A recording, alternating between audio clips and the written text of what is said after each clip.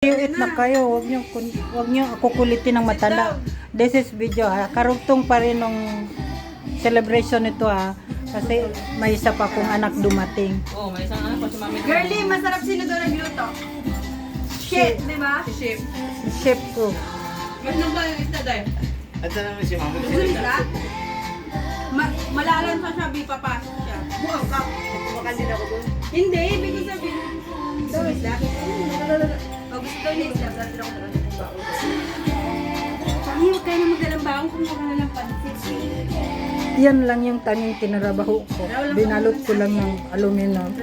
Nilagay ko doon, sinalang ko doon sa kawali. Pero lahat silang naghanda nito. Ba siya anis to na?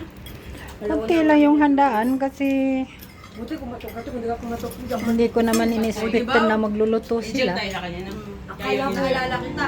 Akala ko nagkabit na ako kasi ano ka? O anak, asinan mo. Hindi masyado ano yung pagka.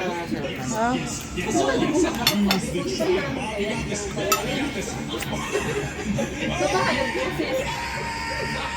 Three, two, oh.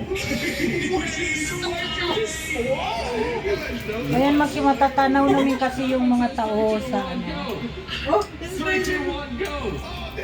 Mo yun, ha? Yeah. Yeah. Three, two, one, go. So please Step back. mga anak, share nyo yung munting video na to. At para bilang halimbawa kung paano magmahala ng mga Pinoy dito sa Abu Dhabi. And also, don't forget to subscribe my YouTube channel Manghang? and share like. Manghang. Gusto niyo mo naman di ba? Ay! Ay! Bakit ka nagmamadali? Asa baba ng buhay ko? Lamay lagi to imong giguan mo gigi. Lagi-lagi ko. Tapos sa restaurant, at sa shop ako tayo, sasabihin ko na gano'n na word. Sabihin ko na, ang sarap namin ko. Saan ba yun? Magkano yun? Ito yung nagluto. Oo, nasa Trabaho. Pero Ito, yung customer, may siya kapilang. Sabi ko, utin. ibang lahi itong anak-anak. May pan. Pinaaligaga. Nagpaalam ka ba kay Anis? Ano Ma- na ba? Ikaw, naksilin ha, baka mabilaw ka naman yung...